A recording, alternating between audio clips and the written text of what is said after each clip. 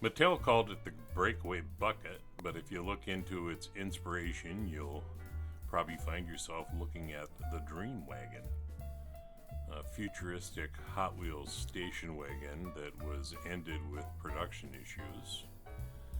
It was retooled as the Breakaway bucket and released in 1974 only as a part of the Flying Colors series. Clearly a Pontiac Grand Am with an El Camino style spin, although the back has a certain Aussie oot feel to it. It came in dark blue and darker blue only, with the orange tampos. The casting was retooled and released in 2011 as a neo-classic red line, and again in 2015 with real riders. Pontiac itself toyed with the idea as far back as 1959 when they built what was called the El Catalina.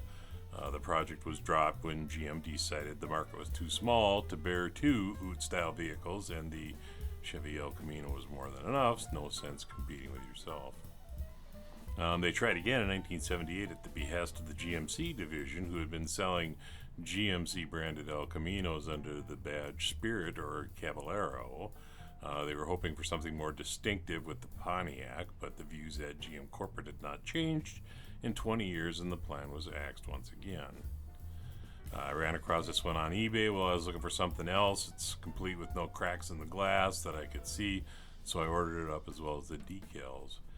There's no outlet for these Type 2 red lines, so I'll be replacing them with bearing style. Other than that, it's a straight up restoration, so stick around.